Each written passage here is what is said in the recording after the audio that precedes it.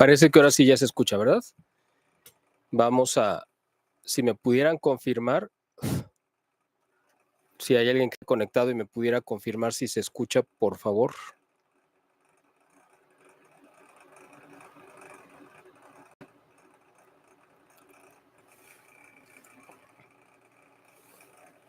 Si no, yo aquí hago la prueba también. Vamos a ver. Voy a esperar a que alguien se conecte y me haga favor de indicarme si se está escuchando, por favor.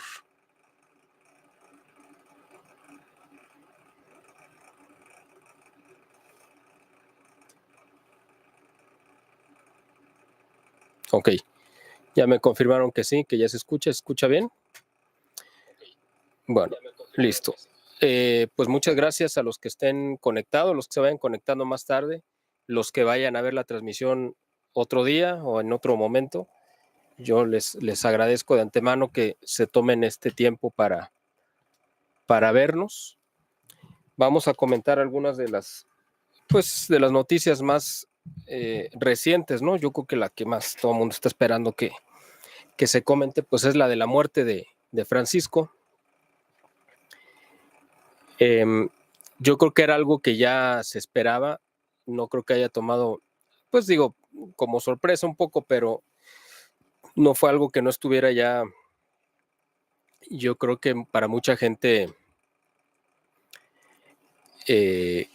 yo creo que ya se veía venir, se le veía una condición ya bastante,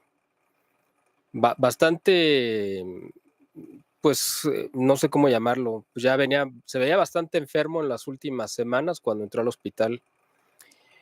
Aquí realmente lo que llama la atención es que no, bueno, él ya había terminado la misión para la que lo habían impuesto desde el 2013, que era una misión de cumplir una agenda muy específica, una agenda de destrucción, de romper con la obra de sus antecesores en general, puntualmente con la de Benedicto XVI, que era pues como que su principal objetivo, ¿no? Yo sé que mucha gente aquí puede tener opiniones contrarias o incluso adversas a Benedicto XVI, a Juan Pablo II y a los papas posteriores al Concilio Vaticano II, que pues han más o algunos más, otros menos, cometido pues errores, fallas, pero yo creo que ninguno se compara con lo que hizo Francisco. Yo sé que muchos van a decir, bueno, pues es que ellos le abrieron la puerta a Francisco, ¿no? Pues sí, en parte, y prepararon el camino, también lo sé. El tema aquí es que él fue puesto específicamente para cumplir una agenda ideológica, y pues la cumplió muy bien. Yo no sé si le quedó pendiente o así lo acordaron, que no llegara al extremo de llegar a prohibir la misa, la celebración, o sea, a alterar la consagración. Yo no sé si ya no le dio tiempo de llegar a eso, o era deliberado que no se aventara el balón tan adelante. Lo que sí vamos a ver ahora en estos próximos días que inicie el cónclave va a ser una lucha frontal de estas dos facciones, ¿no? De los que se puede identificar como conservadores o tradicionalistas. Conservadores y tradicionalistas así reales, pues hay un puñado, son muy poquitos los que quedan, pero hay otros muchos que son relativamente conservadores, que son muchos de los que nombró Francisco de estos lugares llamados periféricos, o sea, de los que estaban en las orillas, ¿no? Por ejemplo, en México tenemos, yo creo que 140 millones de habitantes, de los cuales probablemente el 80% sean católicos. Estamos hablando, no sé, pues de 110, 115 millones, y solamente tenemos 2 cardenales que van a ir al cónclave. De los 2 no se hace uno, pero eso es aparte. A lo que voy es que tenemos cardenales retirados, como el cardenal Inda, que está en Morelia, el arzobispo emérito, o creo que todavía es no, sí es el titular todavía, Suárez Inda. Tenemos al cardenal don Juan Sandoval Íñiguez, aquí en Guadalajara, y está el arzobispo de Monterrey, que no sé si él es cardenal. Pues yo creo que tenemos cuando mucho a 5, pero de esos 5 solamente 2 van a entrar al cónclave. Pero son muy pocos comparados con la cantidad de católicos que hay. Y sin embargo, Francisco nombró muchos cardenales de lugares muy remotos y muy pequeñitos que tienen una cantidad mínima de católicos. Algunos lugares son miles, como en Malta, por ejemplo, pues es un lugar pues muy tradicional, lo que ustedes quieran, pero pues es una isla que está ahí muy cerca de, pues en la costa italiana, pero es pues como un principado y pues, es un país independiente, es un país soberano, pero pues en cuanto a habitantes tiene muy poquititos, ¿no?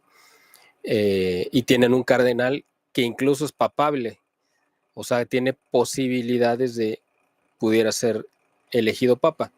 Aquí tenemos pues una disparidad en cuanto al número que no representa los países más católicos, pero bueno, eso fue lo que él decidió en cuanto a la repartición de los capelos cardenalicios. Y eh, esta decisión quizá juegue en su contra y eso sería algo pues muy afortunado porque muchos de estos nuevos cardenales de esos lugares remotos pertenecen a comunidades tradicionales que se identifican con la familia nuclear familiar, o sea, padre, papá, mamá e hijos, que están en contra del aborto, están en contra de la agenda de género y están en contra de muchas cosas, ¿no?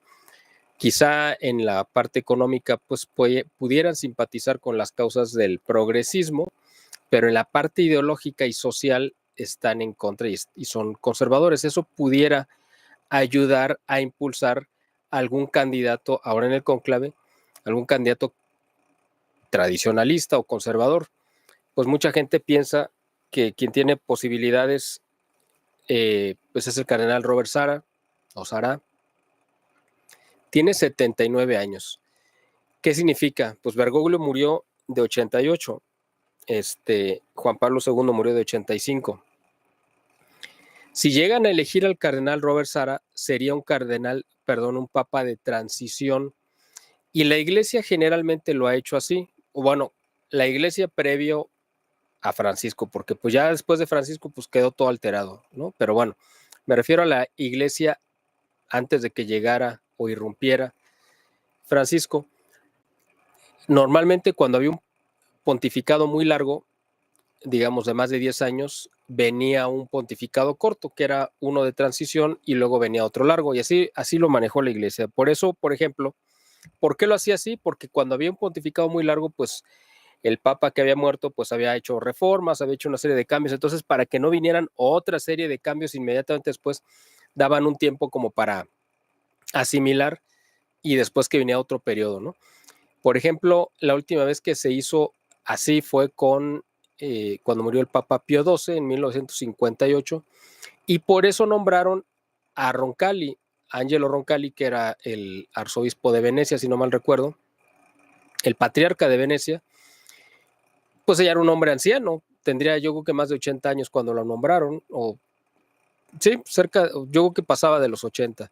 Entonces dijeron, pues no va a durar más de 5 años, lo cual además, pues sí le atinaron exactamente porque duró exactamente 5 años. Entonces, para eso lo nombraron. Lo que muchos no calcularon es que él se le iba a ocurrir la idea de convocar un concilio ecuménico que iba a trastocar a la iglesia, ¿no? Se supone que ese es el tipo de cosas que ellos querían evitar, por eso lo nombraron para que fuera un papado de transición. En un momento más voy a leer sus comentarios. Ahorita nada más quiero ir avanzando un poquito más en lo que les voy a comentar. Y viene después Pablo VI, después de Juan XXIII, que fue un pontificado largo, y luego viene Juan Pablo I, que por su edad y su condición física, pues se calculaba que iba a ser un papa que al menos iba a durar 10 años, o sea, no era era un papa que estaba en una edad mediana, tendría alrededor de 65 años, yo creo que un poco más, una cosa así, pero pues todavía le hubiera durado al menos 15 años probablemente. Nadie calculaba que iba a durar 33 días, bueno, salvo la gente que atentó contra él, por supuesto, ¿no?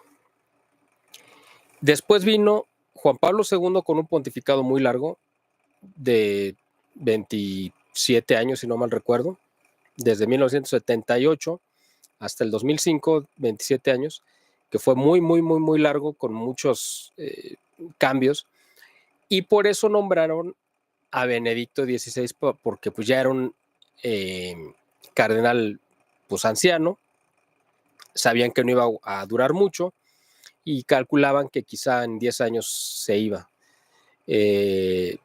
Duró 8 realmente, ¿no? De 7 años del 2005, o sea, 8 años del 2005 al 2013, cuando renuncia, pero él muere hasta el 2023. O sea, él, si lo hubieran dejado, que no lo hubieran presionado para que se hiciera a un lado, pues hubiera durado, pues probablemente 17 años, que hubiera sido también un pontificado muy largo, lo cual no tenían previsto, pero tampoco sabían que iba a durar, que iba a ser un hombre tan longevo. Por supuesto que duró más tiempo, pues porque mucho de ese tiempo, la mayor parte de esos 17 años, pues estuvo en el retiro, estuvo 9 años retirado de la actividad pública y 8 años en activo, que es muy desgastante. Entonces, bueno, pues en esta actividad de retiro, pues ya tuvo la posibilidad de alargar su vida. Con Bergoglio, yo creo que calculaban que iba a durar más o menos unos 10 a 15 años, yo creo que era el estimado, más o menos se cumplió, duró 12 y pues trató de destruir lo más que pudiera en todos los sentidos. Ahora la gran pregunta es qué va a pasar en el cónclave. Esa es una pregunta muy importante. Ahora, yo no sé si aquí la gente que haga favor de vernos en vivo o después cuando ven este video estén de acuerdo conmigo o no, pero es como yo veo las cosas, que estuvimos en sede vacante desde el 2023, o sea, todo el 2024 y lo que va del 2025, porque el Papa Benedicto murió pues el 31 de diciembre del 23. Entonces, a partir de ese momento, pues hubo sede vacante. O sea, ahorita la van a oficializar y vendrá un papa legítimo. Legítimo no significa que sea bueno. Simplemente cuando menos va a ser, sí va a ser un papa real, un papa legal, porque pues Francisco, pues fue un papa irregular que llevaba el nombre, pero pues realmente había un papa legítimo vivo. Entonces no puede haber dos, porque la iglesia no es una criatura bicéfala que tenga dos cabezas, no es un monstruo de dos cabezas. Se requiere una sola y esa cabeza pues fue Benedicto XVI, ¿no? Por eso él mismo estaba en una sede impedida, es decir, ocupando ese lugar, era el vicario de Cristo, que aunque no pudiera ejercer como tal, pero espiritualmente pues él conservó las llaves, ¿no? Para abrir y cerrar las puertas en el cielo, que es lo que nosotros creemos que es una de las potestades que tiene el vicario de Cristo, siempre y cuando es un vicario real. Lo que vamos a ver en este conclave va a ser la elección de un papa legítimo, salvo que, porque eso me lo recordó mi esposa en la mañana y es muy importante este apunte, salvo que suceda lo que ha pasado en los últimos cónclaves, que se da un golpe de estado interno. Pasó en 1958 cuando se eligió al cardenal Siri. Él fue el que salió como papa, era un cardenal conservador de la línea de Pío XII, y ya cuando se dirigía al balcón para presentarse a la gente, pues le cerraron el paso y le dijeron pues que no. Le dieron un golpe de estado, regresaron a la capilla, a la capilla Sixtina, me imagino, y resulta que el que sale, que no fue electo, pero él fue el que se presentó como que había ganado la elección, pues fue Angelo Roncalli, este patriarca de Venecia, el cual mencionaba hace un momento. Esta situación se repite en el 63, en 1963, cuando muere Roncalli, y vuelve a ganar otra vez el cardenal Siri. Y se repitió exactamente la misma escena, ahora le cierran el paso y el golpe de estado se lo dan para que el que salga al balcón sea Montini, Juan Bautista Montini, creo que se llamaba, Giovanni Battista Montini, y él sale, creo que era el arzobispo era de la curia, creo que era el secretario, el vicesecretario de Estado, no sé, una cosa, tiene un cargo ahí en la curia. Bueno, él es el que sale y es el papa que conocimos como Pablo VI. Cuando viene la elección de Juan Pablo I y Juan Pablo II, el cardenal Siri, ese que lo habían elegido 2 veces, todavía estaba vivo, ya estaba muy anciano, entonces él se dio el paso, a sus votos se los dio al cardenal Wojtyła, después de que muere Juan Pablo I, bueno, que matan a Juan Pablo I, y con los votos que le cedió el cardenal Siri a Wojtyła, es que gana y queda como papa. Y luego, en 2005, eligen a Benedicto XVI, también pues hubo ahí una situación medio extraña. Todo esto se sabe pues porque ha habido filtraciones, está prohibido decirlo, pero pues siempre se filtran cosas.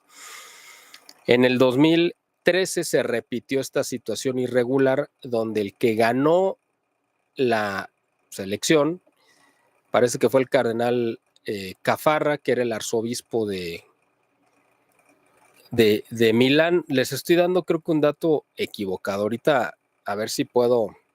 Bueno, los que sepan el dato de cómo se llamaba el cardenal arzobispo de Milán en el 2013, pues a ver si nos pueden dejar aquí un comentario. Creo que era el cardenal Caffarra, pero no estoy seguro.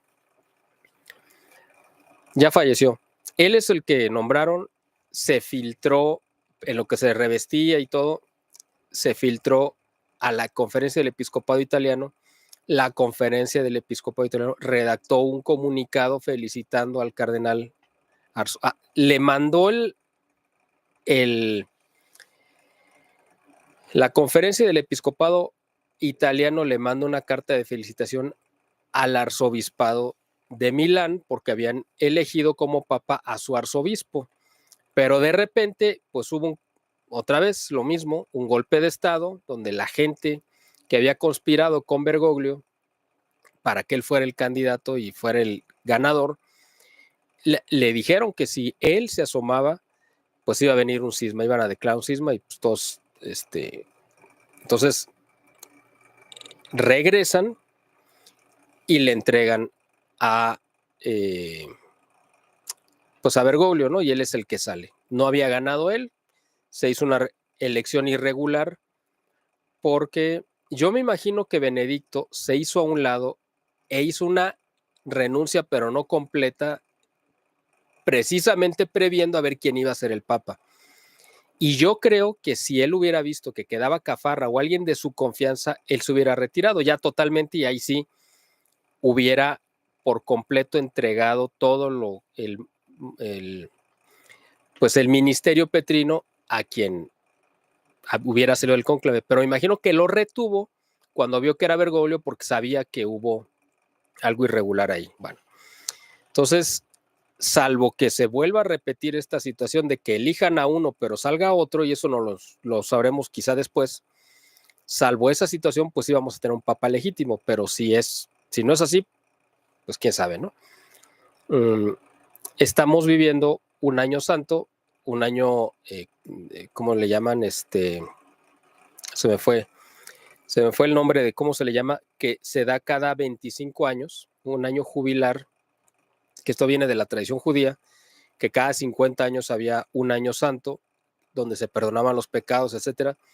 Y la iglesia lo continuó, lo adoptó y lo siguió haciendo cada 50 años, pero como durante muchos siglos, la esperanza de vida de los adultos en la Edad Media, pues no llegaba a los 50 años, entonces determinaron que lo mejor era hacerlo cada 25 años para que cuando menos la mayoría de la gente le tocara al menos un año santo en su vida.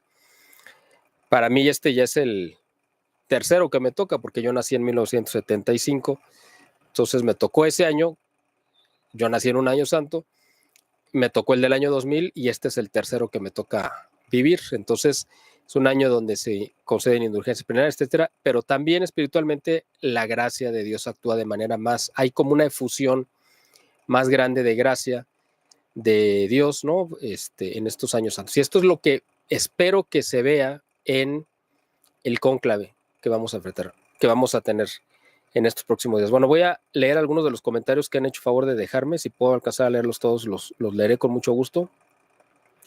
Me voy a voy a mandar saludos a los que hicieron favor de comentar que ya se escuchaba bien. A Elvia Bertis, Celia Álvarez Macías, muchas gracias por estar aquí. AM, luego está Tomás Pérez Saucedo, muchas gracias. Irma Pérez, Leticia Garrido, no responde, bueno, de todos modos le agradecemos que esté aquí con su presencia. Juan Manuel Márquez, saludos desde Missouri. Sí, yo conozco a Juan Manuel Márquez de aquí de la Fraternidad San Pedro, no sé si sea él, si es él, pues saludos. Juan Manuel, que tengas un buen viaje y un feliz regreso. Leticia Garrido, buenas noches. Un gusto escucharle y verle mejor lo importante que será su charla. Bueno, esperemos que le resulte interesante y útil. Yasmín Hernández, buenas noches. Saludos desde Colombia. Qué gusto tener gente fuera de México también. Mi amigo Rubén Macías, que está en Puebla, mi estimado Miguel. Trump tiene fuerza para forzar la elección. Qué bueno que menciona este tema. Ahorita lo vamos a comentar.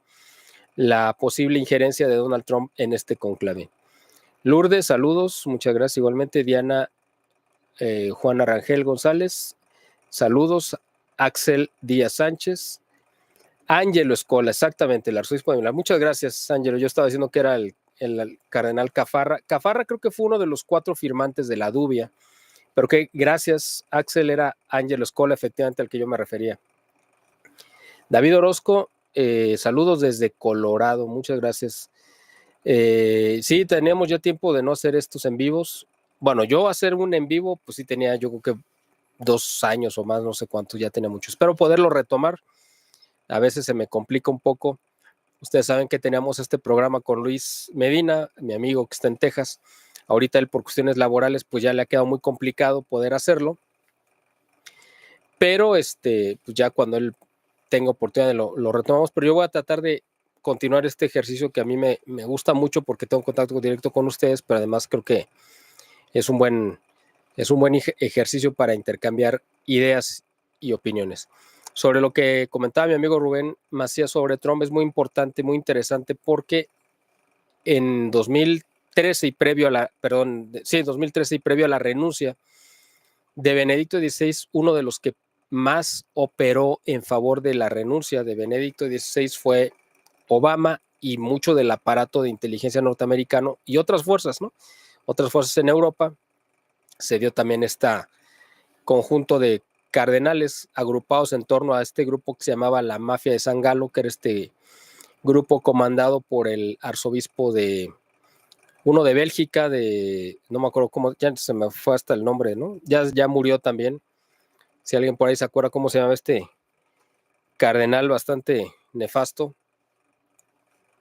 A ver si me acuerdo. Bueno, escribió un libro y ahí es donde describió todas las marrullerías que hicieron para forzar la renuncia de Benedicto XVI. Este grupo de San Galo se formó en 1996, previendo que ya iba a morir el Papa Juan Pablo II. Entonces ellos empezaron a juntar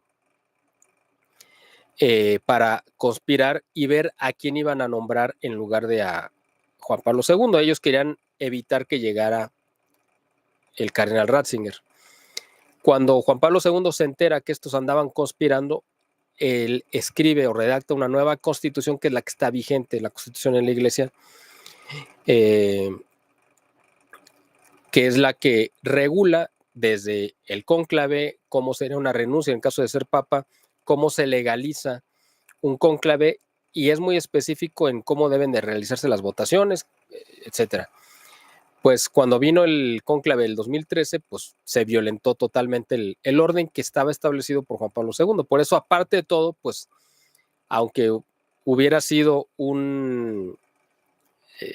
vamos a decir que hubiera sido válida, suponiendo la renuncia de Benedicto, que no lo fue, por lo mismo que estoy citando, porque el Papa Juan Pablo II dejó pues unas especificaciones que no se cumplieron en la renuncia de Benedicto XVI, por lo tanto, pues su renuncia era inválida, pero aparte de eso, suponiendo que hubiera sido válida, se violentó el orden en el cual tenía que haberse llevado a cabo el cónclave. Por lo tanto, lo que saliera de ahí, especifica la Constitución de Juan Pablo II, cualquier cosa que se alterara hacía inválido el resultado.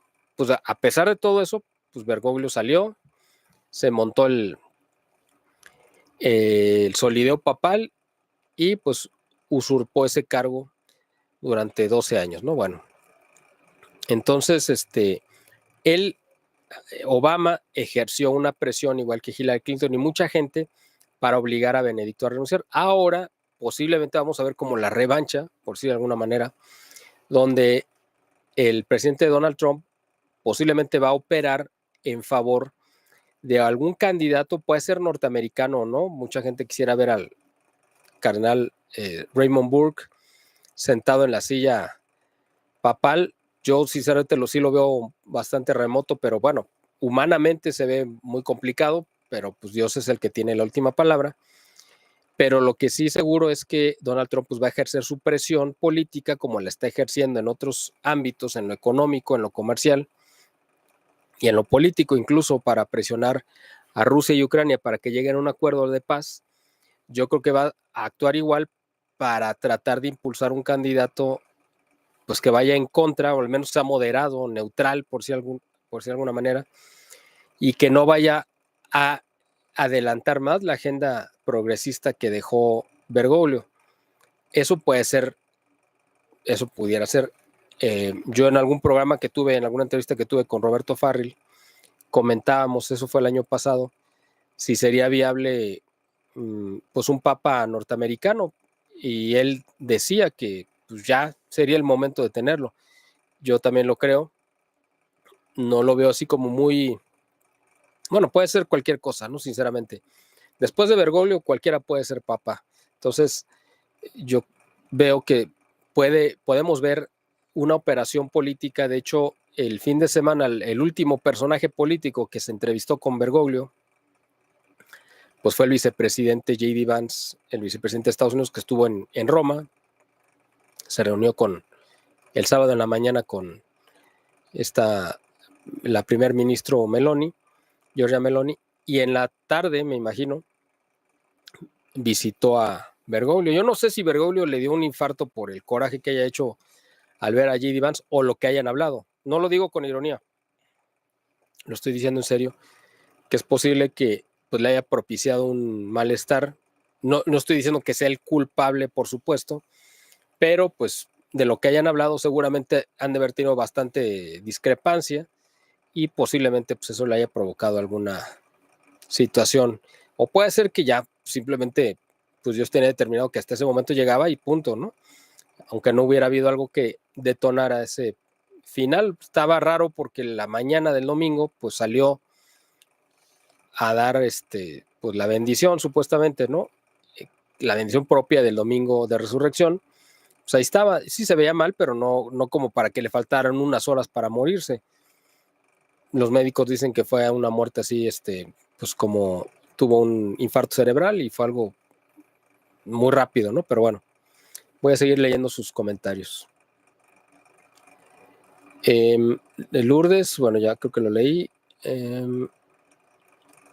Déjenme ver dónde me quedé. Ok, Axel Díaz Sánchez pregunta, desde mi opinión, ¿qué papas legítimos han dañado más a la fe católica? Bueno, es una pregunta muy complicada porque hablar de papas legítimos, pues tendríamos que remitirnos a los 263 papas pues, legítimos que ha habido, bueno, o que damos por hecho que fueron legítimos, y para eso tenemos que saber qué hicieron cada uno de ellos. Es una pregunta muy, muy, muy complicada. La mayoría de esos papas pudieron haber tenido, eso lo comenté anoche con mi hija cuando ella vio la noticia de que había muerto Bergoglio y me estaba preguntando, ¿no? Y yo le dije, mira, hay muchos papas que en la parte moral, en su parte personal o moral, pues han sido un desastre, ¿no? Muchos de la Edad Media, pues ya saben, ¿no? Que fueron promiscuos, que tuvieron hijos, algunos hasta públicamente homosexuales. Bueno, públicamente me refiero a los círculos de poder, se sabía que eran homosexuales. Yo de Bergoglio, la verdad, tengo mis dudas porque fue algo tan notorio su defensa pues al grupo del arco iris, que pues a menos que uno pertenezca a ese grupo, se me haría difícil que alguien tomara con esa vehemencia una bandera ajena, pero bueno, eso es punto y aparte. A lo que voy es que muchos moralmente pues no fueron de lo mejor, muchos papas sí fueron pues bastante erráticos en su proceder personal y en su proceder moral, pero doctrinalmente todos estuvieron alineados y ninguno atentó contra la doctrina. Eso no podemos decirlo de Bergoglio, porque él y de algunos otros, ¿no? Sobre todo de los papas posteriores al Concilio Vaticano II, porque muchos de ellos sí han atentado directamente contra la doctrina. El hecho de los cambios que se autorizaron en la misa, que realmente han venido muchos abusos, porque en el documento del Concilio Vaticano II, pues no hablaba tan abiertamente de todo lo que está pasando. Daba algunas libertades, pero no a lo que hemos llegado ahora. O sea, que hasta en eso se ha abusado de las libertades supuestas que concedió el Concilio Vaticano II. Bueno, así que no, yo no podría decir, pero bueno, como en una generalidad, les puedo decir que sí, ha habido papas que se han equivocado, pero no necesariamente, incluso esa es una pregunta que la contestó, hizo un comentario muy bueno José Alberto Villasana, donde él dijo sobre el Papa Borgia, ¿no? O Borgia, como lo conocemos, ¿no? En principios de 1500, que tenía, pues ya saben, ¿no? Era el papá de Lucrecia y de otros, que también tuvo otro hijo que también fue cardenal y creo que llegó a papa, a César Borgia, y pues era terrible en la cuestión moral, pero ahí no como justificación, pero simplemente es que él tomó los hábitos, o sea, fue nombrado sacerdote ya teniendo hijos, o sea, no es que haya sido sacerdote y tuviera hijos, sino primero tuvo hijos, después fue sacerdote y llegó a ser papa e hizo todo tipo de intrigas, etcétera, y Lucrecia ya sabe, ¿no? Bueno, esa es una historia que yo que la mayoría, cuando menos he escuchado por referencias, pero lo que decía Villasana es que doctrinalmente no cometió ninguna herejía, eso es algo muy importante. Entonces, los papas pueden ser hasta inmorales en muchas cosas y cometer actos errados, equivocados, pero si no atentan contra la doctrina, pues su legado no necesariamente es negativo. Bueno, vamos a seguir leyendo los comentarios. A ver, ¿dónde me quedé? Ya me perdí. Adoración y reparación. Saludos desde La Paz, Baja California. Igualmente, un gusto que estén aquí. Muchas gracias. José Vos.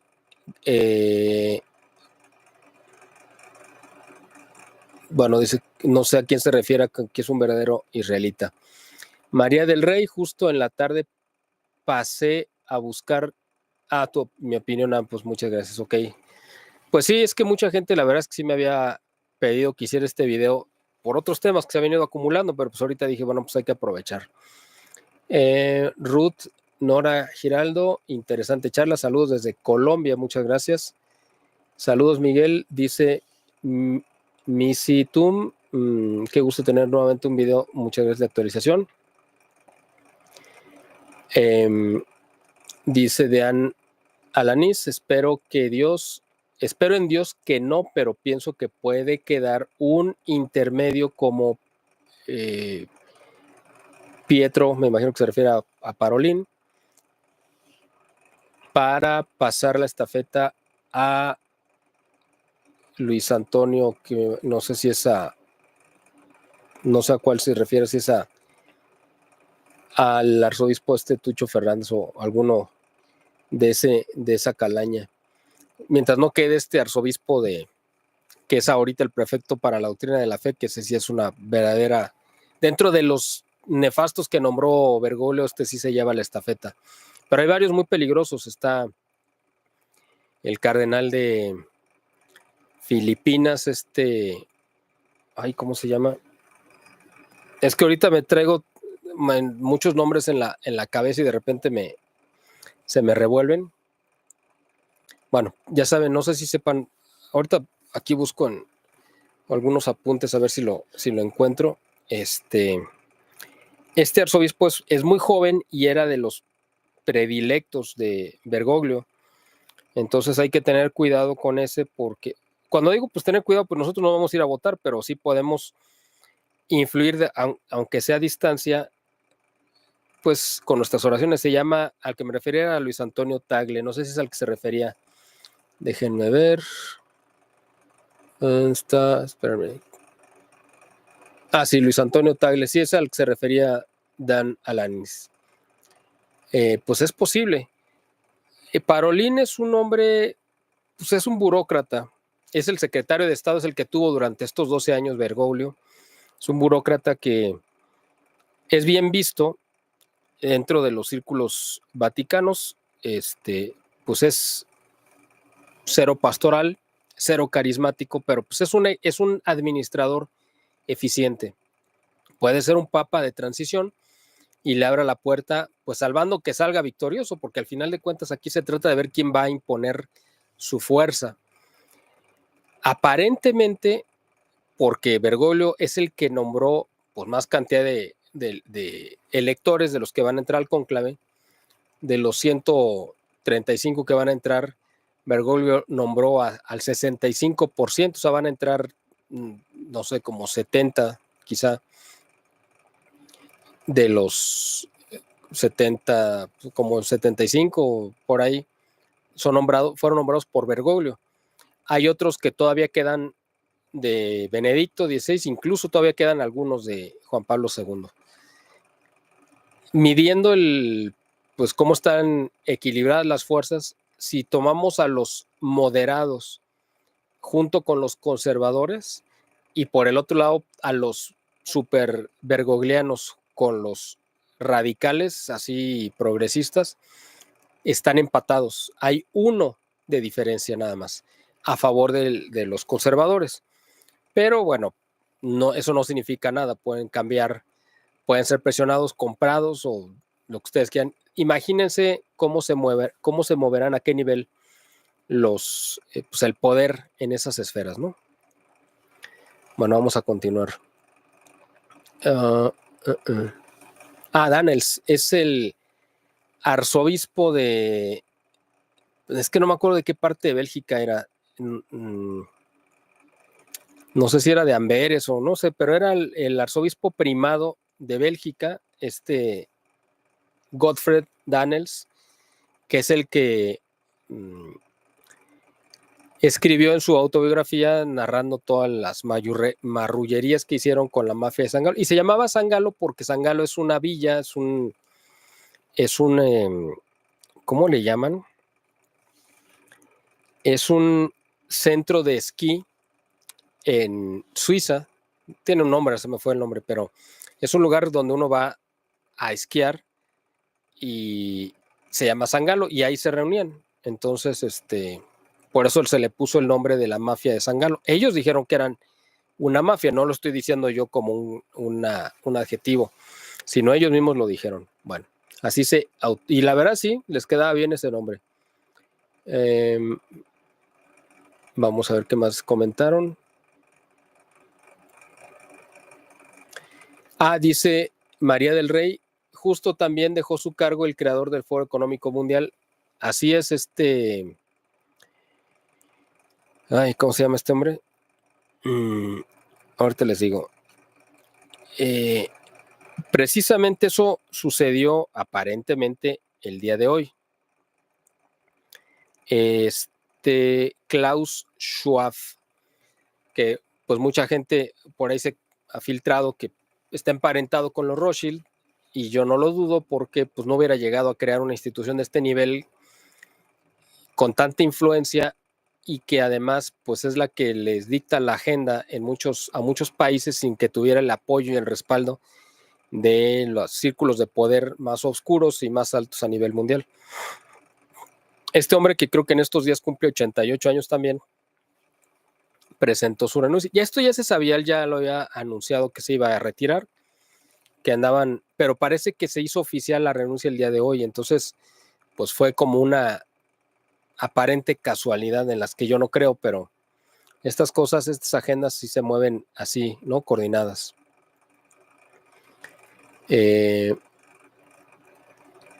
Dice Dan Alanis, entonces el Papa Negro ya pasó o esperamos aún que sea electo. Bueno, hace años, antes de Bergoglio, se consideraba al Papa, este término de Papa Negro se le considera al superior de la orden de los jesuitas.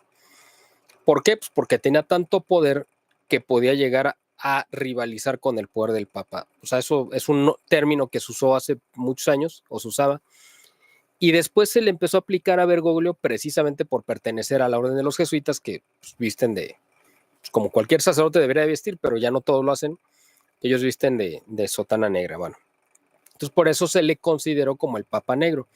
Pero hay quienes dicen que no, que el Papa Negro sería algo literal, un Papa de raza negra. Puede ser, no sé, los dos candidatos africanos, o sea, los dos cardenales africanos más candidateables como posibles papas, pues son negros. Especifico esto porque a lo mejor la gente puede decir, bueno, pues es obvio, si son africanos tienen que ser negros. Pues bueno, no necesariamente, porque en Sudáfrica pues también hay muchos blancos. Pero estos dos específicamente sí, que es el cardenal Sara, y por aquí había otro, no me acuerdo cómo se llama, pero bueno. Vamos a continuar.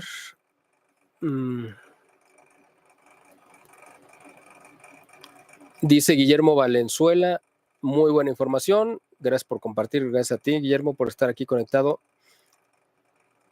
Dice MP, ¿tendrán oportunidades de ser papa los cardenales Sara y Burke? Presiento que algo malo viene para la iglesia. Bueno, posibilidades tienen pues, por entrar y ser bueno, cualquiera de los 135 que entre pues tiene posibilidad de ser papa. Eso, pues así es, ¿no? Hasta Dios no lo quiera, el cardenal Robles de aquí de Guadalajara o Aguiarretes de la Ciudad de México. Al principio de esa transmisión decía que de los dos no se hace uno y ellos dos van a entrar, pues yo creo que ellos tienen el único voto que yo creo que pudieran tener pues, es el de ellos mismos. No creo que alguien más pudiera pensar en ellos como papas, pero esperemos, ¿no? Digo, además, pues no representan realmente ninguna fuerza dentro de la iglesia como para aspirar. En el caso del cardenal Burke y del cardenal Sara, pues son figuras muy reconocidas. Pudieran ser papas de transición, ambos pues, por la edad que tienen. El cardenal Sara tiene 79 y el cardenal Burke tiene creo que 76 años.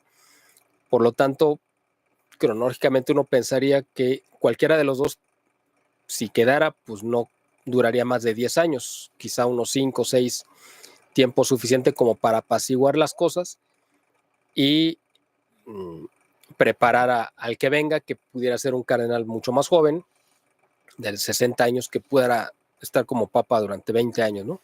Esto suponiendo que el mundo va a seguir igual, que no va a venir alguna interrupción fuerte, que no se van a cumplir algunas profecías, porque eso solamente Dios lo sabe. O sea, estoy hablando como si el tiempo todavía fuera, pues, como lo hemos vivido hasta este momento, es decir, que el mundo va a seguir su ritmo relativamente normal, ¿no? ¿Posibilidades tienen? Pues sí tienen, no muchas, quizá yo más bien diría remotas, a menos que, como decía hace un momento, intervenga Trump y las fuerzas que él pudiera movilizar. Aquí se va a ver una lucha de poderes, porque va a haber muchos, por ejemplo, el arzobispo primado de Hungría también es uno de los candidatos del tradicionalismo que pudieran llegar. Él ha sido secretario general, creo que de la Conferencia de Obispos de Obispos de Europa, y pues está muy bien posicionado y la gente, cuando digo la gente, pues es a los que van a votar, lo ven en general bien. No es alguien que uno tenga mucho en la mira, porque estamos muy lejos, pero pues es una buena referencia. Bueno, vamos a continuar. Lucrecia, ¿qué dice? Lucerica Montoya, Papa Negro, pero de corazón, pues es el que tú, bueno, si se le dice tal cual. Se están cumpliendo las profecías, ojo con Parolín. Tagle dice, así es, Tagle es el de Filipinas, que Bergoglio lo estuvo como presentando como que podría ser su delfín. Además es muy joven, por lo tanto es peligroso porque podría tener todavía muchísimos años por delante para, si no es en esta elección, pudiera aspirar a una segunda, a otro cónclave. Pero ese sí es un súper bergogliano, ¿no? Totalmente radical, igual que Bergoglio, pero en joven. Hay varios progres, pues sí, hay muchos, de hecho. Dice doctor Alberto Huante, felicidades por tu programa, esperamos un cardenal que sea fiel y posiblemente sea sorpresa de los no tan conocidos, posiblemente. Sí, pero también Bergoglio fue una sorpresa, pero no fue una sorpresa buena, vamos a ver qué pasa. Ya me perdí otra vez. Y López, saludos, muchas gracias igualmente. Lucérica Montoya, todo está preparado, vienen cosas terribles para el mundo. Doctor Alberto Huante, era de Brujas, de Bélgica. Bueno, de ahí era, pero era el arzobispo primado de Bélgica. Luego dice, sí, era el presidente exactamente, ¿no? Del episcopado de Bélgica. El cardenal Godfred Daniels, Marta Isabel Bravo González, el arzobispo de Milán en el 2013 era Angelo Scola, gracias, conservador cercano a Benedicto. Así es. Está a punto de dejar su cargo el de la Reserva Federal. No es que esté a punto, le tocaba dejarlo en el 2026. Lo que pasa es que Trump lo quiere sacar ya, porque no es gente de él. Él está presionando a la Reserva Federal para que suba las tasas de interés por la jugada que está haciendo. A ver, a Trump no le va a funcionar lo que está haciendo de las aranceles si no se compagina con... Es una jugada muy arriesgada. Si le funciona, puede catapultar la economía de Estados Unidos, pero si le falla, es decir, si se confabulan las fuerzas que pudieran impedirlo, pues sí se puede venir una crisis muy grave. China va a ser también, está jugando a las vencidas con Estados Unidos, pero no a nivel mundial no se puede comparar ningún país, ni siquiera regiones como Europa, con el nivel de compra que hace Estados Unidos a China. China depende de Estados Unidos. Dependen, o sea, se necesitan mutuamente, pero Estados Unidos está jugando a estrangular a China. China está jugando a que puede resistir 4 años para que se vaya Trump y regresen las cosas como estaban. Eso es la apuesta de China, es decir, tenemos las reservas suficientes como para aguantar. El asunto es si Trump realmente hace un buen papel y entonces el MAGA, este movimiento político suyo, ya sea dentro del Partido Republicano o fuera de él y que creen su propio partido, queda como gobierno porque tiene 2 candidatos muy fuertes a suceder a Trump, que es el vicepresidente J.D. Vance y a Marco Rubio.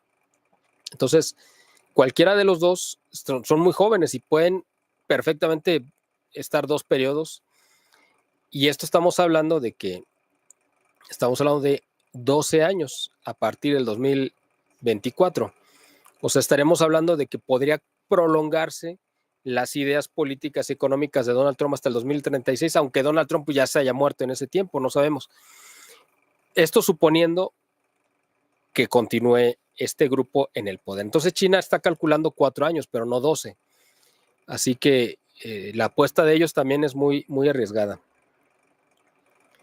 Y bueno, todo esto era por el presidente de la Fed, que Donald Trump lo quiere sacar, lo quiere presionar, va a hacer lo posible hasta donde pueda políticamente para poderlo destituir. Esto creo que es un nombramiento que le tiene que dar o quitar el Congreso. Entonces, Trump ahorita tiene mayoría, pero no puede utilizarla para cualquier cosa.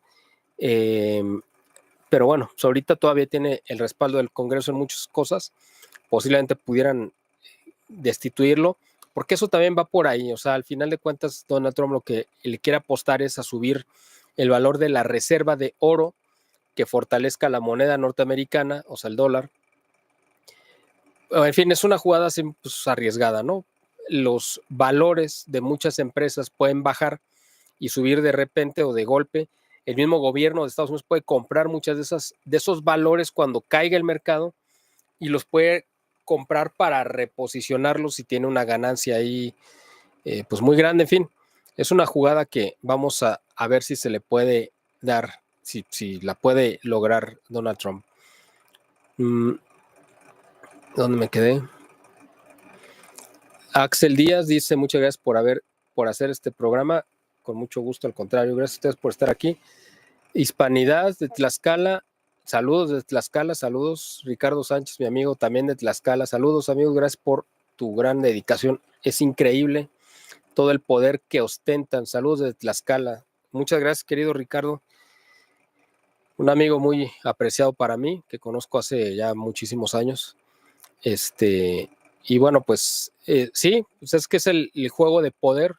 Estamos hablando de instituciones, pues imagínense, la única institución que todavía existe desde la antigüedad, porque pues a la iglesia le tocó lidiar con el Imperio Romano y todo lo que ha pasado en los últimos 2000 años, es la única que ha sobrevivido. Entonces tiene toda la experiencia y por eso también quieren tener el control, porque el mejor sistema de información que hay en el mundo pues no es el Mossad de Israel, ni es la CIA, ni el MI6 de Inglaterra, pues es la Iglesia Católica a través de sus confesionarios. Nadie tiene un mayor sistema de inteligencia que la Iglesia a través de los confesionarios, porque la Iglesia, la gente, ahí va a decir la realidad de lo que está pasando. Fuera de eso, los espías los sistemas de espionaje a nivel mundial, hacen su labor y tratan, pero nadie puede entrar en la conciencia de la gente, y la gente a través de la iglesia descarga su conciencia en un confesionario. Después los sacerdotes no es que revelen los pecados al obispo, o sea, pueden decir la gente de mi comunidad está haciendo esto y esto y esto sin decir quién lo hizo, porque además el confesor ni siquiera sabe quiénes son, por eso son anónimas las confesiones, pero le da una idea muy clara al obispo de cómo vive cada comunidad y cómo está cada región que él gobierna, y a su vez el obispo lo reporta pues con el papa.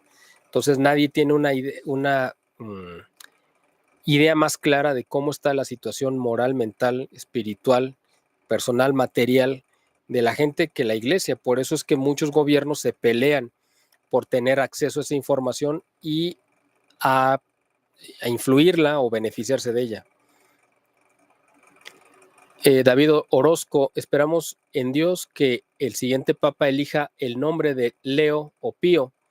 Si esto sucede, ya libramos. Si se llega a llamar Francisco II, pues nos tendremos que poner a llorar. Bueno, el nombre no necesariamente, porque pues la verdad, si se llama Francisco, que no tendría ningún problema, pues con que se remitiera a San Francisco de Asís, ¿no? Porque Bergoglio pues jugó al principio que quería ser el Francisco de Asís y el tema ecológico y la Pachamama y ya saben todo este tipo de cosas, pero evidentemente fue todo lo contrario a un Francisco de Asís. Pero sí, un hombre, un papa de nombre Pío pues sería, digo, ya hemos tenido 12, podría ser Pío XIII. La verdad, no creo que alguien quiera tomar ese número, pero pues, puede ser, ¿no? Nadie se ha atrevido, por ejemplo, a llamarse Pedro. En toda la historia de los papas ha habido un solo Pedro como papa, que fue San Pedro. Nadie se ha puesto el nombre de Pedro por segunda vez. Paulos, pues ha habido 6, ¿no? Puede ser Paulo VII, y ha habido otros, pues muchos nombres, pero Pedro no ha habido ninguno. Bueno, fuera de San Pedro, ¿no? Marta Isabel Bravo: hola Miguel, te felicito por tu programa, muy, muy bueno, muchas gracias, muy amable. También comenta: ¿qué opinas de lo que dicen que no será válida la votación porque Francisco fue elegido de forma irregular y nombró cardenales que no tienen validez por no ser verdaderamente elegidos? Bueno, esta es una pregunta muy buena, me la hizo un amigo también hoy en el transcurso del día. Denme un momento, es que tengo aquí prendido el aire acondicionado, digo el aire, y lo voy a apagar porque ya me está resintiendo la garganta. En un momento regreso, no se me vayan, voy a cerrar un poquito aquí la ventana, pero regreso en un momento.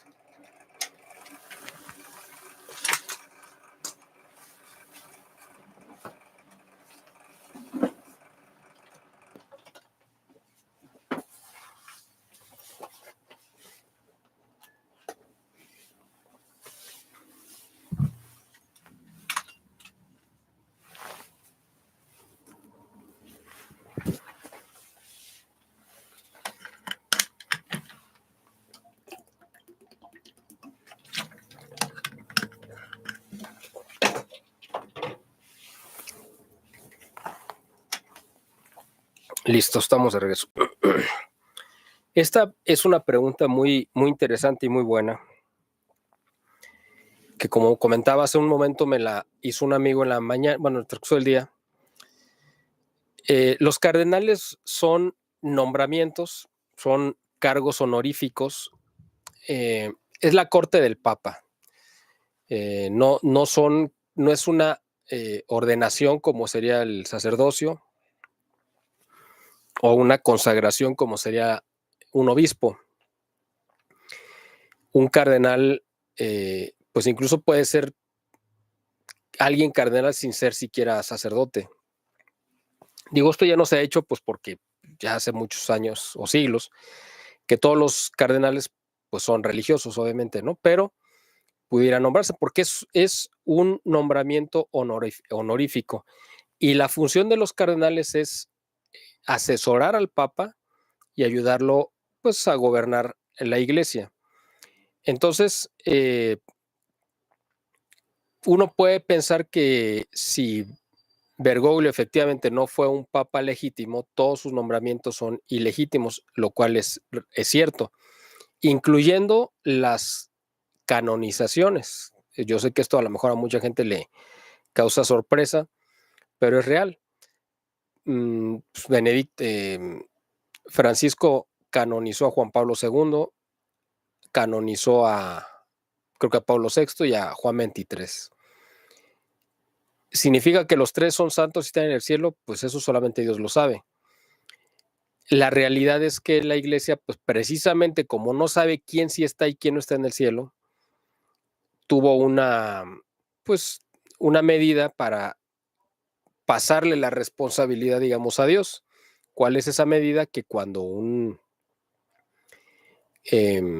pues un candidato a ser canonizado, se le pide un milagro a Dios, obviamente, porque es el único que puede hacer milagros, por la intercesión de este candidato. Y esa es como la firma de Dios, así se conoce. Los milagros son la firma de Dios que da el aval de que esa persona sí tiene los méritos y sí es un intermediario para obtener de Dios un favor extraordinario. En el caso de Juan 23, pues por supuesto que nunca se dio ese milagro.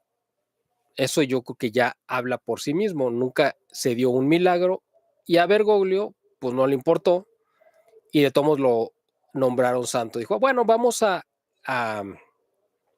exentarlo del milagro y de todos lo nombramos santos. ¿Por qué? Pues porque era una consigna de que todos los papas posteriores al Concilio Vaticano II tenían que ser santos, porque era una cuestión ideológica. Es decir, papas santos previos al Concilio Vaticano II ha habido muy pocos, pues porque tenían el mérito de llegar a serlo. No es que todos los papas hayan sido santos, ha habido pues pocos relativamente comparados con el número de papas que ha habido.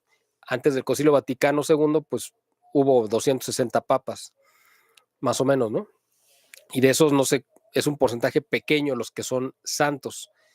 Pero resulta que todos los papas posteriores al Concilio Vaticano II son santos, todos. Juan XXIII, Pablo VI, Juan Pablo I, Juan Pablo II. Pues falta Benedicto XVI, que por supuesto Francisco nunca lo iba a canonizar, pero él se canonizó a sí mismo, no sé si esas se la sabían. El mismo Francisco lo dijo en vida todavía de Benedicto XVI en alguno de los encuentros que tuvieron. Dijo, bueno, yo le dije al Papa Benedicto, tú y yo vamos a ser santos. Ya sabes, o sea, lo dio como por un hecho. Vamos a estar también, vamos a formar parte de ese grupo selecto, ¿no? De santos. Dice, pero tú sí eres un santo y yo soy el diablo. No son mis palabras, lo dijo él, quedó registrado en los medios. Y si hubiera sido una tergiversación de los medios, pues el Vaticano lo hubiera desmentido, pero pues nunca lo desmintió, por lo tanto, pues se quedó así tal cual, ¿no? Esa declaración. Esto era en relación bueno, entonces, para responder la pregunta, si es válido o no es válido, si va a ser un papa válido, aunque salga. Esta pregunta también la respondió, me parece, José Alberto Villasana en algún comentario, entrevista, que no me acuerdo si fue una que le hice yo o fue una que él le hizo a Chonchi, que es este autor italiano que escribió un libro denunciando la invalidez de la renuncia de Benedicto XVI. Fue una entrevista que hizo en italiano y que se tradujo o sea, la publicamos en este canal que están viendo y también la traducción. Bueno, entonces José Alberto Villasana respondió a esta pregunta que aunque fueran 5 cardenales legítimamente electos, bueno, nombrados, más bien legítimamente nombrados, como fue el caso de los cardenales nombrados por Benedicto XVI y los que nombró Juan Pablo II, si aún con esos se reunían en cónclave y de ahí elegían un papa, porque él dijo, ahí aunque se reunieran 5 cardenales que sean legítimos y de ahí eligen un papa, ese papa es legítimo. Él lo dijo y él es teólogo, entonces yo me quedo con esa respuesta. Aquí no importa si la mayoría son ilegítimos o no tienen el nombramiento como tal, no es una cuestión espiritual, o sea, los cardenales no implica una cuestión espiritual, es un nombramiento pues como nombrar a alguien caballero, ¿no? Y ya lo elevan a la nobleza, pero no significa que vaya a haber un cambio. Es como un reconocimiento a sus méritos, ¿no? Eso es por lo que se le da este cargo. Entonces, sí puede haber un papa legítimo, aunque la mayoría de los cardenales que vayan a elegir, pues hayan sido nombrados por un papa ilegítimo, ¿no?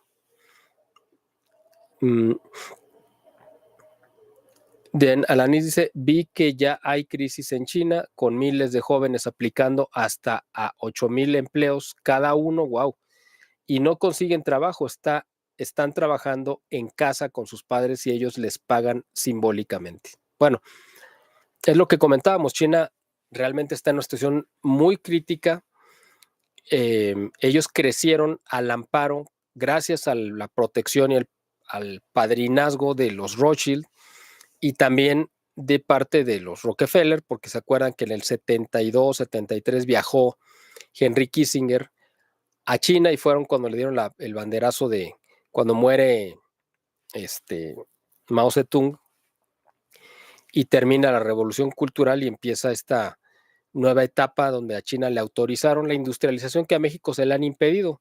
Si alguien quiere saber por qué México ha quedado rezagado tecnológicamente durante muchos años, aquí tengo un video en este canal, tendrían que buscarlo, no me acuerdo cuándo lo hice, yo creo que fue en el 2023, por ahí, no sé, en mayo, junio, una cosa así, cuando hablé sobre lo que venía ese proceso del nearshoring y por qué no se había dado antes, porque se cumplían 100 años de un embargo tecnológico que se le impuso a México en 1923, cuando era presidente Álvaro Obregón y que necesitaba el reconocimiento del gobierno de Estados Unidos para tener acceso al crédito internacional y una serie de cosas que él quería, cuando menos que lo reconocieran.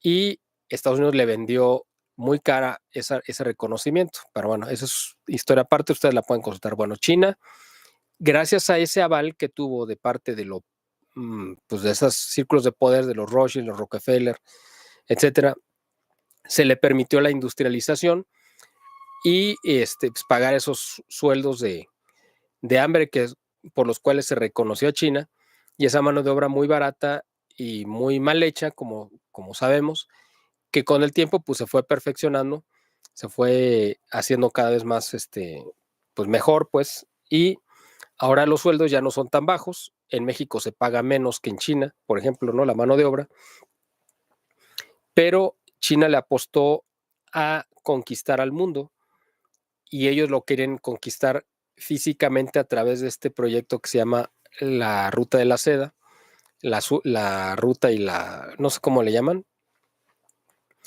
que es un proyecto, digamos, colonialista literalmente para hacerse del control de franjas de tierra de muchos países, porque ellos llegan y le dicen, yo te construyo un ferrocarril, yo te construyo una presa, te construyo un puerto, lo que sea, no tienes dinero, no importa, yo te presto el dinero, yo la construyo y yo la voy a administrar.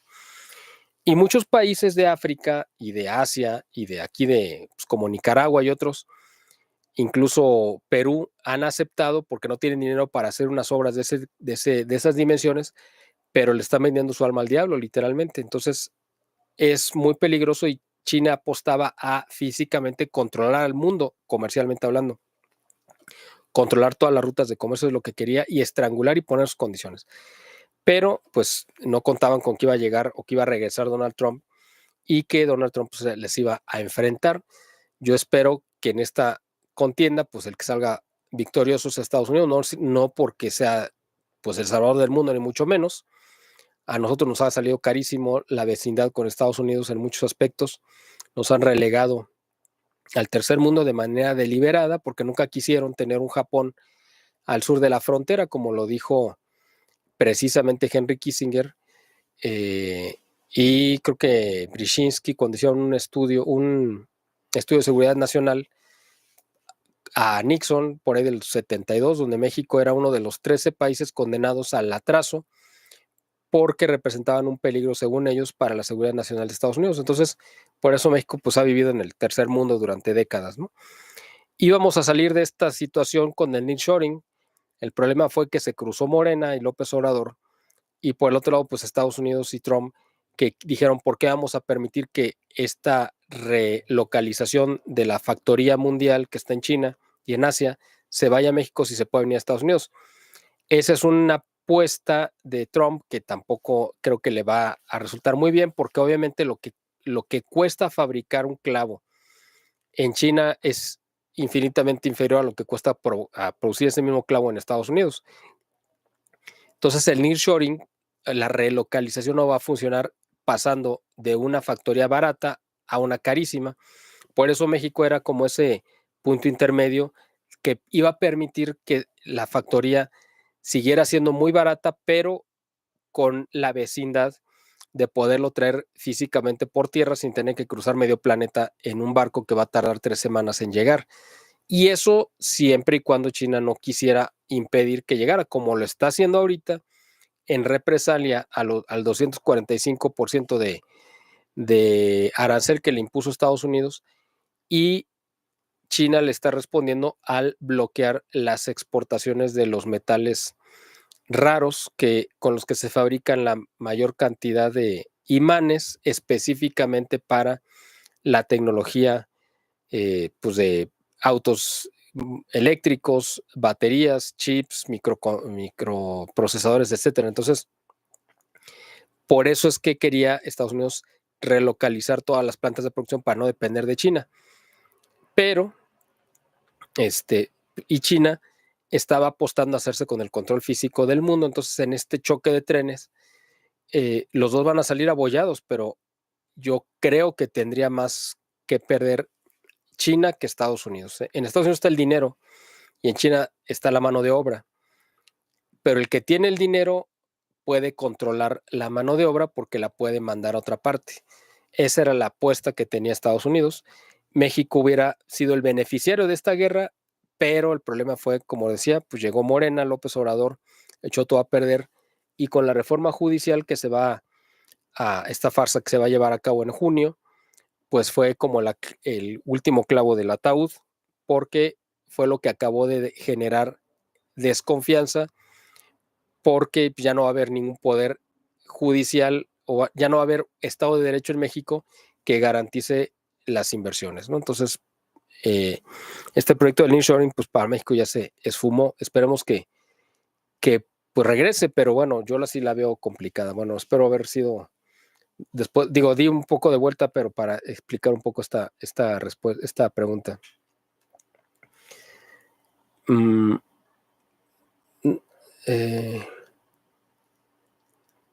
Esto es en cuanto a la situación que está en China, ¿no? Dice Lucérica Montoya, estamos en los finales de los tiempos. Iván Cristero, saludos desde Teocaltiche, Jalisco. Muchas gracias, Iván, qué bueno que estás aquí. Susi Vaqueiro, saludos. Ismael Tercero, muchas gracias, estimado Miguel. Es el único programa donde hay comentarios realistas y no edulcorados. Gracias a ti por estar aquí presente. Iván Cristero, si se pone Petros, o sea, se refiere al nombre. Entonces posiblemente sea el último papa. Eso dice Iván Cristero. Hispanidad Tlaxcala dice, por desgracia, los modernistas tienen mayoría y Bergoglio aumentó los cardenales electores. Así es, María de Lourdes. Gracias por su excelente trabajo, gracias a ustedes de geopolítica, gracias por estar aquí. Hispanidad, estudien las investigaciones de parte de Luigi Vila, del padre Luigi Vila, por órdenes del Papa Pío XII y del Padre Pío de Pietrelcina. Les sorprenderá lo que hay acerca de los últimos papas. Este padre Luigi Vila es un sacerdote italiano que, bueno, es una historia larga, no la voy a contar aquí, pero sí pueden buscarla. Él fundó una revista que se llama Chiesa Viva, que en español significa Iglesia Viva, y la orden que recibió específica, bueno, les voy a contar un poquito la historia, pero no entreteneré mucho. El padre Luigi Villa, este sacerdote italiano de un pueblo, no sé de qué parte de Italia, estaba recién ordenado en la década de los años 60 y, no, espérenme, en los 50, en la década de los 50, después de la Segunda Guerra Mundial, y iba con un amigo suyo, sacerdote, también recién ordenado, y este amigo sacerdote le dijo, oye, acompáñame, estaban en el verano, ¿no? En las vacaciones de verano, le dijo, acompáñame a un convento que está en San Giovanni Rotondo, quiero hablar con un monje que está ahí, que pues tiene dones espirituales y no sé qué, ¿no? Y este padre dijo, pues no, yo quiero ir a vacacionar a ver a mi familia, no sé, a otra parte. Total que lo convenció y fueron. Hicieron como esa escala en San Giovanni Rotondo para después ir al otro lugar donde querían ir de vacaciones. Y cuando este padre, Luigi Villa, estaba pues, esperando que su amigo entrara a hablar con el padre Pío, pues él no iba a hablar con él, simplemente lo estaba esperando. Sale un monje corriendo y le dice al padre Luigi Villa, pase, corra, que lo está esperando el padre Pío. Y este padre dijo, pues si yo no lo vengo a ver él, ni siquiera sé quién es el padre Pío. No, que lo está esperando, corre. Y lo llevó casi a empujones. Y cuando llega, el padre Pío le dice que le iba a encomendar la misión de combatir a la masonería eclesiástica, o sea, la masonería infiltrada en la iglesia, que era una misión que él le estaba encomendando, y para cumplirla tenía que ir a ver a un obispo. Entonces este padre, pues la verdad estaba muy extrañado porque dijo, oye, yo como, ¿por qué voy a ir a hacer eso? Si a mí quién me va a hacer caso, pues soy un padre de pueblo, ¿no? Y además recién ordenado. Entonces fue con este obispo, con la carta del padre Pío, y el obispo lo recibió y le dijo, solamente porque usted viene del padre Pío, si no, ni siquiera lo hubiera recibido. Y esto que dice, si usted me lo hubiera contado de que usted va a combatir la masonería eclesiástica, pues sinceramente lo hubiera tomado como un disparate y como una locura, pero si lo dice el padre Pío, lo tomo en serio. Él escribió una carta, este obispo, dirigida al secretario de Estado del Papa Pío XII, que era el cardenal Ottaviani, y pues lo mandó con el secretario de Estado. Entonces el secretario de Estado recibió a este obispo, recibió a este padre, a Luigi Villa, que venía de parte de este otro obispo, y pues por eso lo recibió, pero la verdad estaba muy escéptico y dijo, ¿cómo voy a pedir una audiencia con el Santo Padre para este padrecito de pueblo recién ordenado, diciendo esta locura de que él va a ser el que va a combatir la masonería eclesiástica? Entonces llega con el Papa Pío XII y le dice, oiga, Santo Padre, pues allá afuera está un padrecito, y ya le contó, pues muy avergonzado el cardenal, porque diciendo, estoy haciendo el ridículo, diciéndole al Papa que afuera está un padre que lo manda el obispo, que a su vez lo manda el padre Pío. Pero al parecer el Papa Pío XII había tenido una revelación de que iba a suceder eso y le dijo, sí, pase, lo estoy esperando. Y entonces, para sorpresa del cardenal Ottaviani, del secretario de Estado, le dice, usted quédese en la reunión, y le dice, ábrale todos los archivos que tenemos respecto a las investigaciones que se han hecho para que el padre sepa. Entonces, bueno, el resumen de todo esto es que lo mandan dos cosas: a estudiar una carrera de teología, porque no la tenía, había estudiado teología, pero no era doctor en teología. Entonces lo mandaron a estudiar el doctorado en teología. Y en segunda, el padre Pío le ordena abrir o crear una revista para denunciar ahí pues todas las investigaciones que él realizaba. Entonces esa revista se llama Chiesa Viva.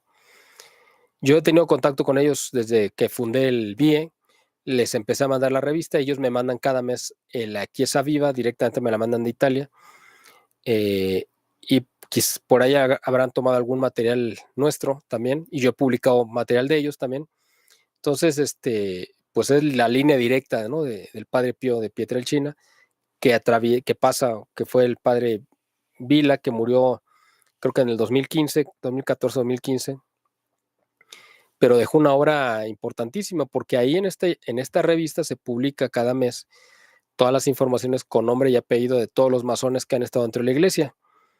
No les voy a decir a quiénes menciona a ustedes, porque pues es algo muy fuerte, pero si ustedes tienen la curiosidad, entren y busquen esta revista. Chiesa se escribe con CH, Chiesa Viva, y pues ahí se van a llevar pues muchas sorpresas de los nombres que él ha denunciado a lo largo de las décadas. Juan Luis Suetovar, hasta que volvieron. ¿Cuándo vuelves con Luis? Bueno, pues ya comenté hace rato, Luis ahorita no puede, pues porque tiene cuestiones de trabajo que se lo han impedido, pero yo en la medida de lo posible voy a tratar de seguir con estas transmisiones periódicamente, ¿no? No les prometo nada, pero espero hacerlo lo más seguido que se pueda.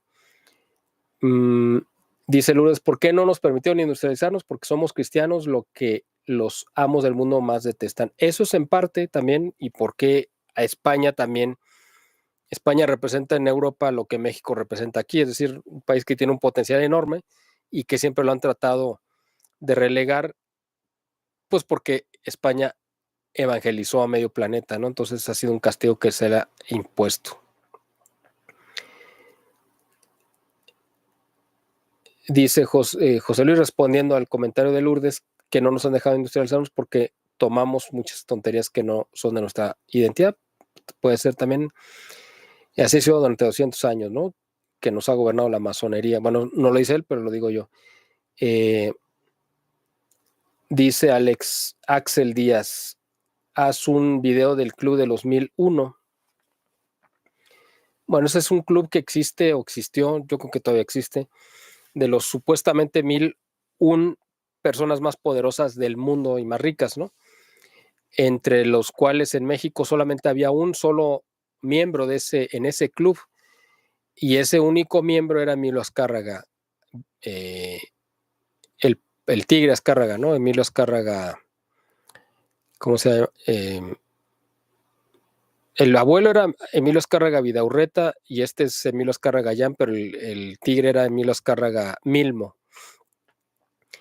Él era el único miembro mexicano en ese club. En ese club estaba pues, los reyes de Inglaterra, la nobleza europea, por supuesto, había gente de Japón, estaba pues obviamente todos los industriales norteamericanos, eran los que gobernaban literalmente el mundo. Por eso digo, no sé si todavía existe, estoy hablando de hace 50 años, 40 ya. A mí los carga, ¿por qué lo tenían? Pues porque era el dueño de la principal empresa de comunicación en habla hispana a nivel mundial. Entonces era un personaje que ellos querían tener de su lado y por eso Televisa produjo durante décadas pues casi pura basura.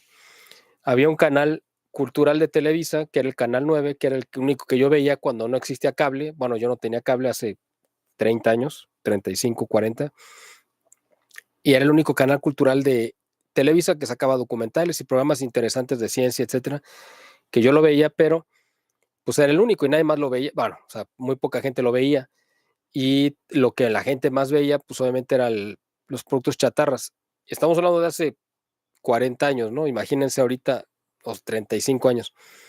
Eso comparado con lo que hay ahorita es todavía mucho peor, aunque ya venía, ¿no? Y esa es la razón por la que Televisa pues siempre ha dado este contenido chatarra a la población, porque el dueño pues actuaba en consigna porque pertenecía a este grupo de gente, y esta gente pues eran los que antes de que existiera, bueno, ya existía el club Bilderberg y existía el club de Davos, pero antes de que existieran públicos, estos eran los que gobernaban el mundo. Me imagino que todavía existe, no sé si se sigan llamando igual. Ahí estaban los Rockefeller, los Rothschild y todos los nombres que ustedes han de conocer de estas grandes familias. A ver, ¿dónde me quedé?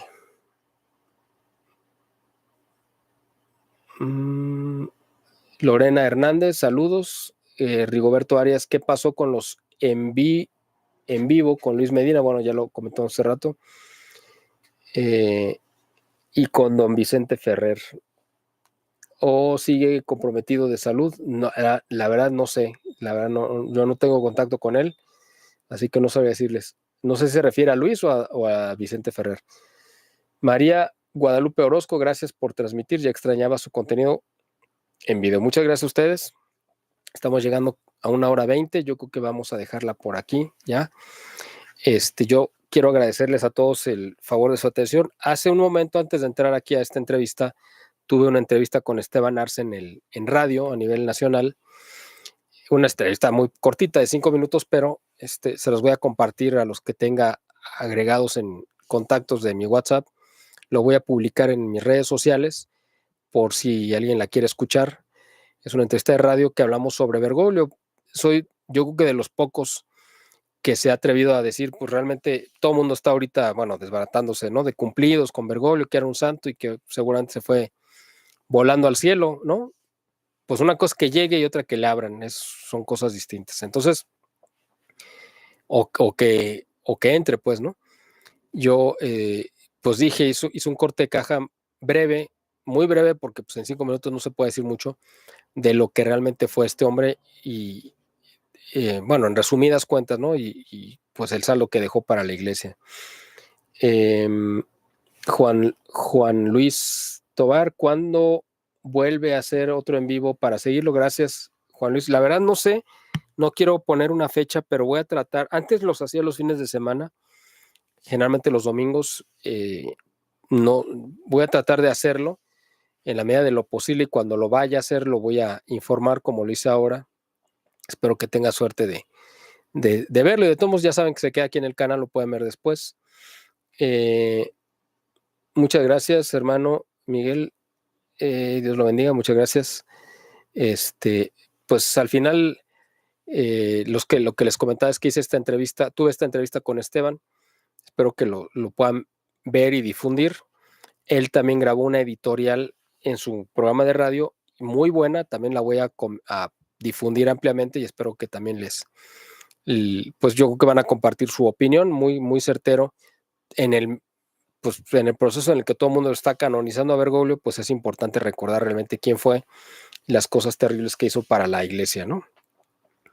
Bueno, pues yo les agradezco a todos el favor de su atención, los que hayan hecho favor de conectarse, los que comentaron, los que mandaron saludos, los que lo vayan a ver después y bueno, pues que ojalá nos ayuden a compartir. Por ahora el canal está desmonetizado, ya desde hace tiempo me tienen castigado, bueno, me han castigado infinidad de veces este canal. Es de verdad una suerte que todavía exista. Tengo una colección ahí muy grande de restricciones, de castigos de esta plataforma, pues por las cosas que decimos, por supuesto, ¿no? A veces están como más intolerantes, ¿no? Vamos a ver ahora cómo se portan. Normalmente son más como tolerables, tolerantes, por decirlo de alguna manera, con las transmisiones en vivo que cuando son videos grabados, pero voy a tratar de retomar la actividad en este canal más seguido, porque además se vienen días intensos, ¿no? De información, análisis con lo del cónclave, cuando se dé, a ver quién sale y cuando pues, sepamos quién va a ser, pues también para analizar, ¿no? Dice Bergoglio, dice Hispanidad, Bergoglio en tanto hombre ya fue juzgado, pero la destrucción de la iglesia por sus obras lo condenarían. Ojalá se haya arrepentido y Dios lo perdone. Sí, eso no sabemos si se arrepintió o no se arrepintió, pero bueno. José Luis Tobar fue un verdadero, sí, Bergoglio, un desastre para la iglesia. Gracias, seguiremos al pendiente, dice Mitzi Tum. Felices Pascuas de Resurrección. Es cierto, discúlpeme que no lo dije al principio del programa, pero efectivamente estamos viviendo la octava, ¿no? de la resurrección de nuestro Señor. Eso nos debe de tener, además, ¿no? yo creo que es un buen mensaje, 2 mensajes importantes para terminar. Creo que ya lo había dicho hace rato, pero lo voy a repetir. Estamos en un año santo, bueno, sí, de hecho sí lo dije, pero para los que no escucharon, un año especial donde Dios derrama gracias adicionales en estos años especiales y pues yo espero que esto se derrame pues en el cónclave. También lo comenté con un amigo hace rato. El Espíritu Santo va a hacerse presente en el cónclave. Esperemos que le den acceso a la Capilla Sixtina para que pueda inspirar a los cardenales, ¿no? No solamente es que haya un cónclave, sino que realmente el Espíritu Santo esté ahí y que lo escuchen y se dejen guiar dócilmente por él. Y pues estamos viviendo la Pascua de la Resurrección, que es el triunfo de Cristo sobre la muerte, sobre el pecado, sobre el mal, y entonces con esa confianza esperemos que en este cónclave salga algo bueno, y hay que pedir para que Dios mande un buen pastor que destruya las obras que hizo Bergoglio, cuando menos que las neutralice en la medida de lo posible. Lourdes dice: mil gracias, Dios lo bendiga, por favor haga más videos, Dios mediante así será. Juan Luis Tobar, que viva Cristo Rey, que así es, que viva Cristo Rey. Esperar el próximo, muchas gracias por el esfuerzo, dice Adoración y Reparación, gracias a ustedes por vernos y verlo. Se extrañaba buen programa usted, don Luis, Vicente Ferrer, etcétera. Perdón, se extrañaba buen programa usted, Luis y don Vicente Ferrer. Den Alanis, de verdad, felices Pascuas, Jesucristo resucitó, aleluya, hermanos. María Guadalupe Orozco, viva Cristo Rey. MP, denle me gusta. Este video solo tiene 37, sí, por favor. Y 77. Bueno, aquí yo tengo registrados que 124 están viendo. María Guadalupe Orozco, felices Pascuas de Resurrección, resucitó, aleluya. Con esto nos despedimos. Muchas gracias a todos por el favor de su atención. Esperamos vernos pronto en una próxima transmisión. Les agradezco a todos los que hayan conectado, los que lo vayan a ver después. Espero que les resulte de utilidad.